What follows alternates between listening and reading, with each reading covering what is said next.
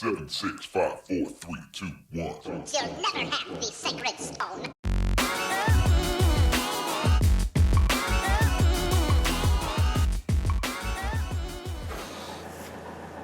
Alright YouTube, you got Mitchell here. We're going to start a new series on farming. As you can see, I'm in my cattle barn right now. I've got some of my beautiful purebred shorthorns behind me here. But what we want to focus on today is birds. So I'm going to show you from start to finish how easy it is to raise your own meat chickens. We've got 80-day-old birds coming in today at 11 o'clock. And I've got the whole birdhouse all set up. I'm going to show you how that works. And we're going to walk through how simple it is to raise your own food at home. All right, welcome to the birdhouse. We've got this segregated in our hay barn. This way we don't have the wind on it. It takes less to keep it warm. And this here is the bird room for meat chickens. So you don't need a ton of space. We're going to put 80 birds in here. As you can see, we've insulated the walls all the way around. The ceiling's been done. And then we put up paneling. If I could give any advice at all, it would be use what you got, not buy what you need. All the insulation here is reused. A lot of bits and pieces that we literally stapled to the wall before plastering or plasticking. We've got shavings on the ground. And this here is our brooder box. We'll see if I can get a shot of it here. When you bring home day-old chicks, they have to stay at a constant temperature in and around the 26 degrees Celsius range. So we've built a separate box inside to make sure of that. And if we open it up, we've only got 20 degrees on that right now. But I didn't have her plugged up properly. But this is our brooder box.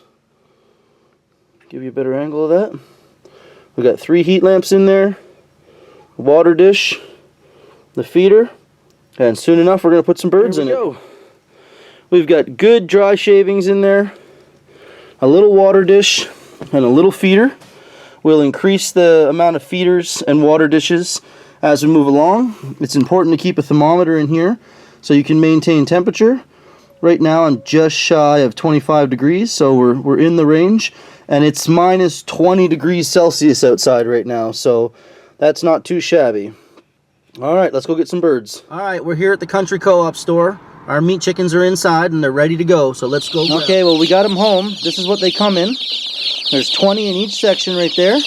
There are about 2 square feet of cuteness going on here in a big bad way. Look at that. Crazy adorable. Crazy adorable. Alright, so we got them in the brooder box now. What we're going to do is we're going to introduce each one of them to water. So I literally have to take the bird and dunk its beak in the water so that it knows what's what. You can see our thermometer here is reading about 26 degrees Celsius, which is where we want to be, 26, 27 degrees.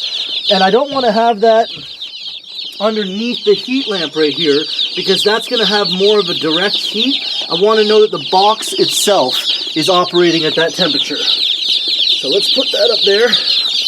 It's a little tricky because of how tight this is. So we're going to take the top off. There we go. Pretty cute stuff.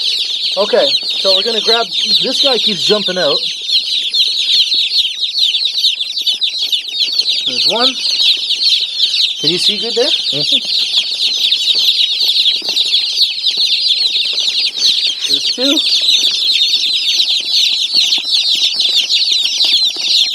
Make sure you drink, buddy. So we want to wet everybody's beak.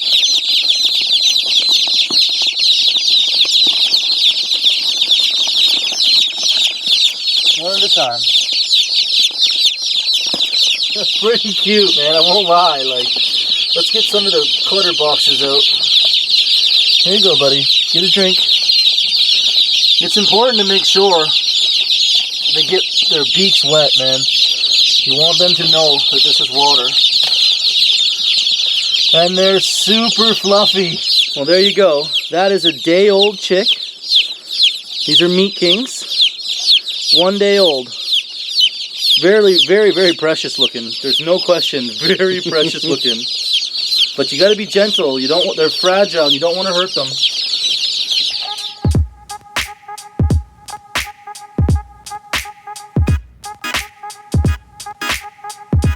right, happy morning. This is day 4. As you can see, we've got about 28 degrees on the 28 degrees Celsius. I need to fill their food up because they've eaten all of it. But if you look, you can see the birds are actually starting to grow their feathers. You see that? So that's a really, really good sign. We lost 4 to dead loss, which is part of the whole thing. But all in all, everybody's doing good, and we'll keep on doing updates. Here we go, fresh water, fresh food, and as you can see, they're meat kings. They're notorious for eating tons of food. Look at them all. There's a feeder under there. You know, they're all right inside the little things I got. Waters are all filled up, but I gotta close it up because it's probably minus 17 degrees Celsius outside, and the longer I've got the lid open, the colder she's getting in here. So I'll come back with an update. All right, well, here's a good shot. They're 2 weeks old right now. As you can see, they're almost fully feathered. They've, quadrupled in size for sure. They eat and eat and eat and eat and eat. There's no question there. I've actually been taking away their food at nighttime. So I give them a dose of small dishes. They are allowed to eat that. But when I do my nighttime chores here in the barn, I'm pulling the large feeder because I'm concerned that they will eat so much that the cartilage in their legs will not have enough time to strengthen up, and then they will break those under their own weight. So this is my solution to that problem. I'm going to put the food back in now, and as you can see, they're all going to go nuts. Is there a bird under it? Yep. There they go. So they're always hungry. I constantly have to change the water. So I'm constantly filling these up. I've got 2 of them in there, and they just destroy them. Twice a day, I have to fill them. Anyway, it's coming along real nice.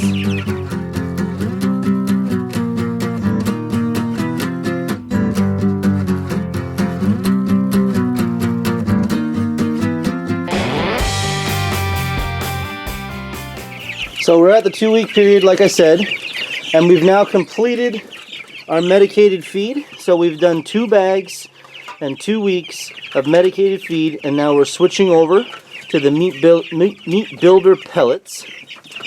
This here is going to take them the rest of the way. There's no antibiotics, no medication of any kind, and this is what we're going to finish them on in the next 4 or 5 weeks. As you can see here, the bird's got a lot of its feathers coming in right now, and like I said, we're at 2 weeks old. This is just a little baby here, but she's definitely got feathers coming in, as you can see. But they're cute little things for sure, I'll give you that. Anyways, I'll keep coming back. Here we go, 3 weeks along. They do nothing but eat all the time. I just put food in their dish, so everybody's coming out and going berserko. But 3 weeks along. Let's get a close-up.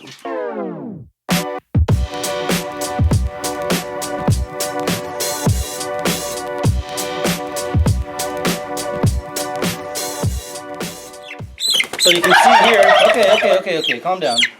A lot of times if you grab both of their legs, they'll calm right down. But you can see they're fully feathered now. Their tummies are still a little bit exposed and a little bit underneath the wings, but look at that. You can actually see the wing underneath. But there we go, we're 3 weeks along. They're eating all the time. They drink copious amounts of water. I'm filling it twice a day and it's a big jug. But they're looking good, they're fat. You know, everything's going the way it's supposed to.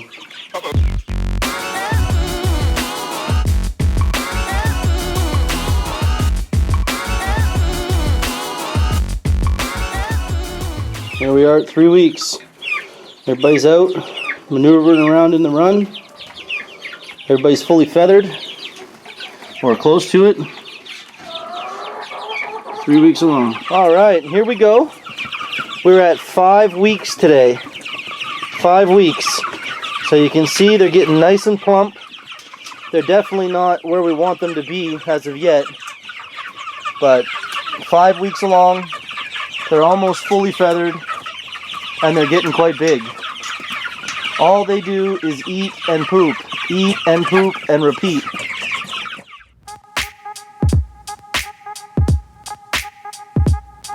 Okay, look out, guys. You gotta be careful not to step on them. because they have no concept of their foot. Look out! Look out! Wow. Get off of me. I will fill that 3 times every single day. 74 birds, 3 times every day, they'll drink that dry. Craziness. Okay. We gotta put some more food out. They also eat like craziness. I will go through 1 full bag, 150-pound bag, every 3-ish days with these birds.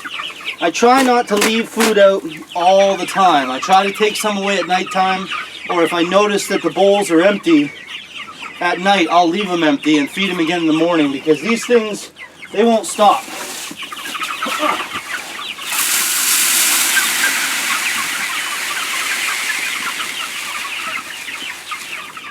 Here we go, 8.5 weeks.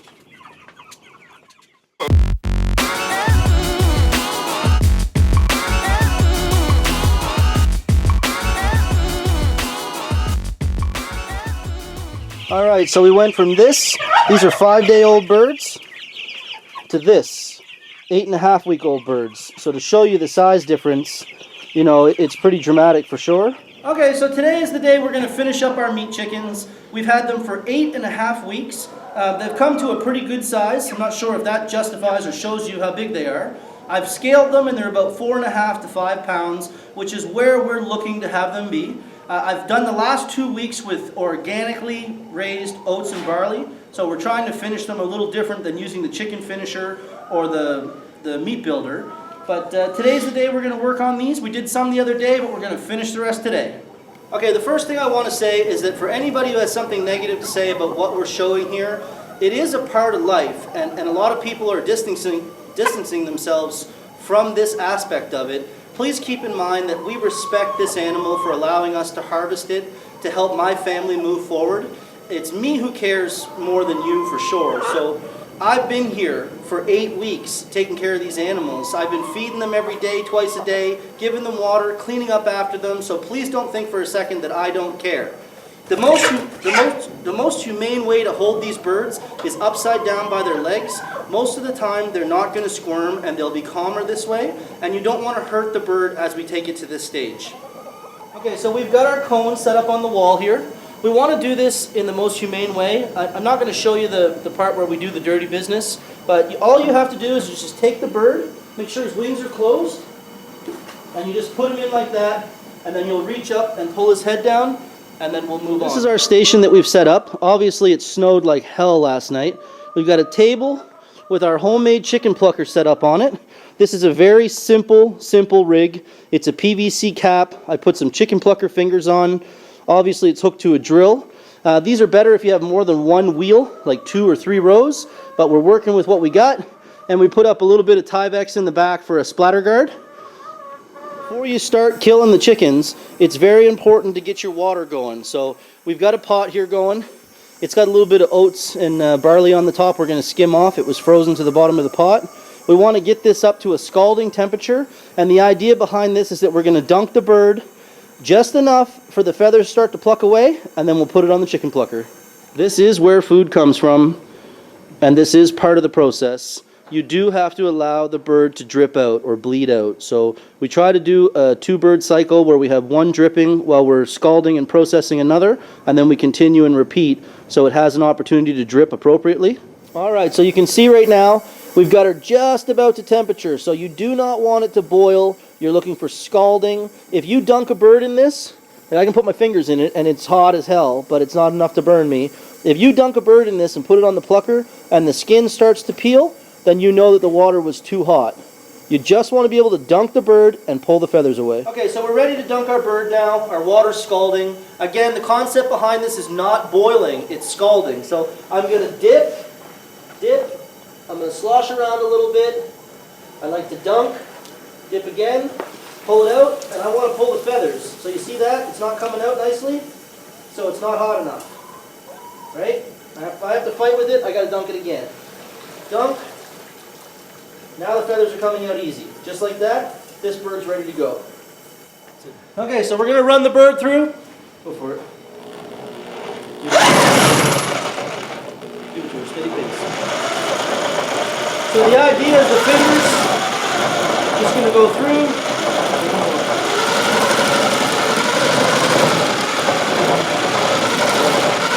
As you can see, it actually goes through and it'll take the feathers right off. So let's do a bird and I'll come back and show you. And there you go. So we've got a nicely plucked bird. This plucker would work better if it had more than one row of fingers, but for us it does the job, and we're about using what you got, not spending money on what you think you need.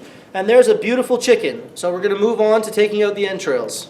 Okay, there's a lot of different ways to go about this, but I always start at the top. So I want to come in and make a small incision in the bottom part of the skin here. I don't want to do it too high up here because as I pull back, it'll peel back off the breast.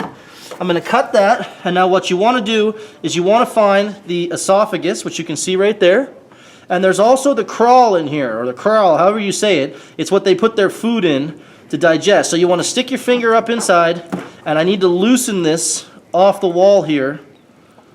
Some of them are easier than others. So you can see I've got the windpipe separated, and this is the crawl right here. So all I've done is stuck my finger in, gone around the outside cavity. The concept behind this is so important. It's the most important. If you leave this in the bird, it will make it rot. If you leave this in the bird, it will make it rot. So you need to get these two pieces out, and then when I turn it around and go to the back side, when I pull it out, most of the time this stuff will just slide right out the bottom. There's two ways to go about this. You can leave the feet on, or you can take the feet off. I don't want them in my way. So there's a knuckle right here.